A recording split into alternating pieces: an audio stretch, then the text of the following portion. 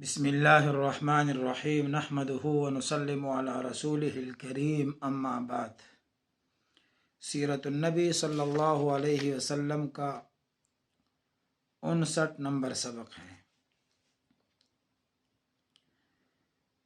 جناب رسول اللہ صلی اللہ علیہ وسلم کی زندگی کا مکی دور مکمل ہو چکا ہے۔ مکی دور 2 مرحلوں پر مشتمل تھا، ایک نبوت سے پہلے اور دوسرا نبوت کے بعد۔ مدنی دور 3 مراحل پر مشتمل ہے۔ پہلا مرحلہ 1 ہجری سے لے کر سن 6 ہجری تک، ذی قعدہ سن 6 ہجری صلح حدیبیہ تک۔ دوسرا مرحلہ سن 6 ہجری سے لے کر فتح مکہ سن 8 ہجری رمضان تک، اور تیسرا مرحلہ سن 8 ہجری کے رمضان سے لے کر زندگی کے آخری ایام سن 11 ہجری ربیع الاول وفات تک۔ مدنی دور کے پہلے مرحلے میں رسول اللہ صلی اللہ علیہ وسلم کو دشمنوں کے ساتھ لڑنے، جھگڑنے، شکست دینے، تکلیفیں اٹھانے کا سامنا کرنا پڑا۔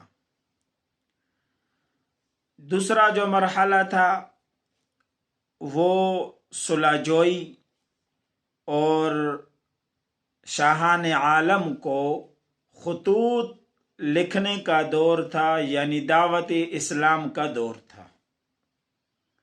اور جو تیسرا مرحلہ تھا وہ فوج در فوج لوگوں کے اسلام میں داخل ہونے کا دور تھا، اور وفود کی آمد کا زمانہ تھا، اور رسول اللہ صلی اللہ علیہ وسلم کی زندگی کے آخری مراحل کا زمانہ تھا۔ لہذا رسول اللہ صلی اللہ علیہ وسلم نے جب مدینہ منورہ ہجرت فرمائی تو اس سے پہلے کہ ہم یہ بتائیں کہ آپ نے سب سے پہلے مدینے میں مسجد تعمیر کی، پھر دوسرے مسائل بتائیں، آج کے سبق میں آپ یہ دیکھیں کہ رسول اللہ صلی اللہ علیہ وسلم کو ہجرت کے بعد 3 قسم کے لوگوں سے واسطہ تھا۔ نمبر 1، مسلمان جو پہلے سے وہاں بھی تھے اور یہاں آپ کے ساتھ ہجرت کر کے گئے تھے۔ نمبر 2، مشرکین جو صدیوں سے وہاں رہتے تھے اور وہاں ان کی بود و باش تھی۔ اور نمبر 3، یہود جو کہ دوسرے ملکوں سے جنگوں کے ذریعے سے، روم سے اور اسی طرح جو ہے وہ نجران سے اور دوسرے علاقوں سے سفر کر کے مدینہ منورہ آئے تھے، اور وہاں باقاعدہ نیشنلٹی حاصل کر کے وہاں کے مکین بن گئے تھے۔ یہود کے پھر وہاں پر 3 قبائل تھے۔ ایک قبائل میں سے بنو قینقاع تھا، یہ حضرج کے حلیف تھے، اور ان کی آبادی بھی مدینہ منورہ کے اندر تھی، حدود مدینہ میں۔ دوسرا جو قبیلہ تھا یہود کا بنو نذیر کا تھا، اور تیسرا بنو قریظہ کا تھا۔ یہ بنو نذیر اور بنو قریظہ یہ اوس کے حلیف تھے، ساتھی تھے، اور ان دونوں قبیلوں کی آبادی وہ مدینہ منورہ کے اطراف میں تھی، اور پہلے جاہلیت کے زمانے میں ہر وقت ان کے آپس میں جنگ اور جدال رہتا تھا۔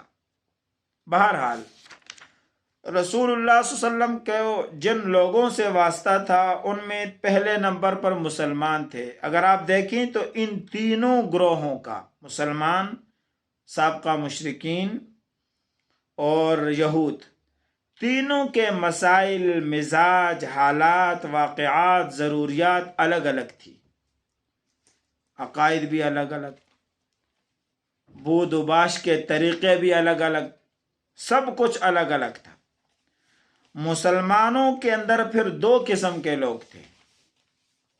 ایک لوگ وہ تھے جو مدینہ منورہ کے باسی تھے اور انہوں نے اسلام قبول کیا تھا، ان کو انصار کہتے ہیں۔ یہ وہ لوگ ہیں کہ جن کا اپنا گھر تھا، اپنی معاش تھی، اپنا بندوبست تھا، ان کو بس اتنے ہی مسائل کا سامنا تھا کہ جتنے مسائل کسی کے معاشی طور پر عام نارمل حالات میں ہوتے ہیں، کبھی اچھائی تو کبھی برائی، کبھی سختی تو کبھی تنگی، کبھی بیماری وغیرہ وغیرہ۔ لیکن ان کو یہ مسئلہ نہیں تھا کہ یہ اپنے علاقے میں اجنبی نہیں تھے۔ دوسرے مسلمان وہ ہیں کہ جو مکہ مکرمہ سے رسول اللہ صلی اللہ علیہ وسلم سے پہلے یا ان کے ساتھ یا ان کے بعد ہجرت کر کے پہنچے تھے۔ یہ وہ لوگ تھے کہ ان کے مسائل میں سب سے بڑا مسئلہ یہ تھا کہ ان کی زمینیں، ان کی جائیداد، ان کے گھر، ان کے کچھ بچے، ان کی کچھ بیویاں وہ پیچھے رہ گئی تھی، اور ان کے لیے مدینہ منورہ بالکل اجنبی شہر، اجنبی ماحول، اجنبی لوگ، بود و باش کا بندوبست نہیں، اور یہاں یہ مکمل طور پر دوسرے کے آسرے پر تھے، لہٰذا ان کے اپنے مسائل تھے۔ اور جو دوسری قوم تھی مشرکین، ان کے تو زیادہ کچھ مسائل نہیں تھے، لیکن عقائد کے لحاظ سے شکوک اور شبہات میں مبتلا تھے، اور کسی طور پر بھی شروع میں یہ اپنے دین کو چھوڑنے پر تیار نہیں تھے۔ لیکن جب رسول اللہ صلی اللہ علیہ وسلم کا طریقہ، ان کی ہدایت، ان کی وحی کی رہنمائی وہ ان کے سامنے آتی گئی، تو پھر انہوں نے بلا تردد اسلام کو قبول کیا اور یہ پکے مسلمان ہوئے چند ہی سالوں میں۔ اور تیسری جو قوم یہاں آباد تھی یہود کی، یہ انتہائی خطرناک لوگ تھے۔ یہ لوگ اشوری اور رومی ظلم و جبر سے تنگ آ کر یہاں آباد ہوئے تھے۔ حقیقتاً میں یہ عبرانی تھے، حجاز میں پناہ گزین ہوئے، اور ان کے بعد وضع، قطع، زبان، تہذیب وغیرہ بالکل عربیوں کے ساتھ مل گیا، اور عربوں کے ساتھ رشتہ داریاں کی، عربوں کے ساتھ کاروبار کو مشترک کیا، اور عربوں کے لیے اپنے آپ کو پیش کیا، اور عربوں نے بھی ان کے لیے اپنے آپ کو پیش کیا، تو گویا کہ یہ مکس ہو گئے۔ لیکن یہود ایک چالاک، مکار اور جو ہے وہ سازشی قوم تھی۔ آج بھی ان کی یہی حالت ہے۔ یہ غلے، کھجور، شراب اور کپڑے کی تجارت کرتے تھے۔ بڑے بڑے تجارتی راستے، بڑے بڑے تجارتی مراکز ان کے قبضے میں تھے، اور لوگوں سے زمینیں لیتے، مشرکین سے، عرب سے، اور پھر گروی رکھتے، پھر کرتے کرتے اس پر قبضہ کر لیتے، اور یوں اپنے جائیدادوں کو بہت وسیع کر دیا، پراپرٹی کا جال بچایا انہوں نے۔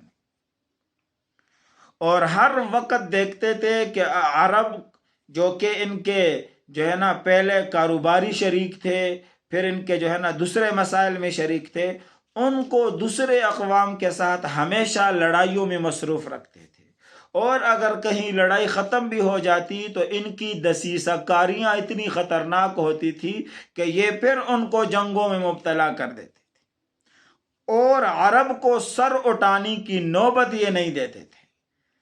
یہی وجہ ہے کہ یہ لوگ وہاں مدینہ منورہ میں مضبوط ہو گئے تھے، اور مضبوطی کی وجہ بھی یہی تھی کہ چونکہ تجارت اور مالی معاملات، معیشت ان کی مضبوط تھی، اور یہ ازل سے اصول ہے کہ جس قوم کی معیشت مضبوط ہو، مستحکم ہاتھوں میں ہو، وہ قوم دوسرے قوموں سے شکست نہیں کھاتی۔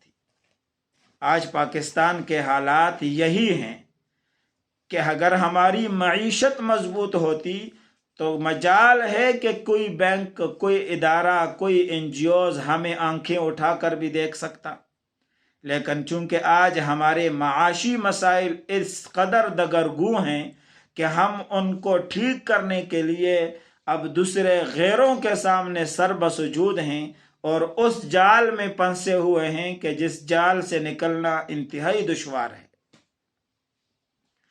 اور رسول اللہ صلی اللہ علیہ وسلم کی آمد سے پہلے ان یہود کے اندر ایک آدمی تھے اور اس کو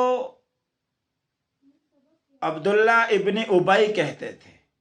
جنگ بعاث کے بعد اوس اور حجرت کی صلح ہوئی اور انہوں نے ان کو اپنا امیر منتخب کرنے پر رضامندی کا اظہار کیا، لیکن جو ہی رسول اللہ صلی اللہ علیہ وسلم تشریف لائے مدینہ منورہ میں، لوگوں کا التفات اس طرف ہو گیا تو اس کے اندر بھی عناد، دشمنی، ضد اور بخیلی پیدا ہو گئی، اور یہ سمجھتا تھا کہ میری سرداری اور میرے سر پر جو تاج رکھا جانا تھا وہ ان کی وجہ سے میرے سر سے ہٹ گیا ہے، لہٰذا انہوں نے موافقت کے بجائے منافقت شروع کر دی، اور کرتے کرتے یہ منافقت ان کے ساتھ چند اور افراد بھی تھے بڑھتی گئی، یہاں تک کہ مجبوراً ان کو جنگ بدر کے بعد اسلام کا اظہار کرنا پڑا، لیکن اصلاً یہ منافق کافر ہی تھے۔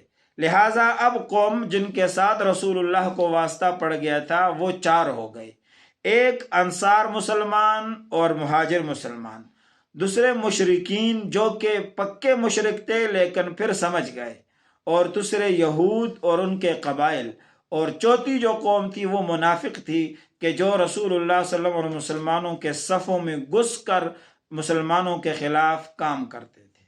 پھر رسول اللہ صلی اللہ علیہ وسلم کی قیادت اور عالی شان قیادت نے مسلمانوں کو ان مسائل سے کیسے نکالا، وہ آپ مدنی دور کے گاہے بگاہے ساتھ رہنے سے سمجھ لیں گے۔ وآخر دعوانا ان الحمد للہ رب العالمین۔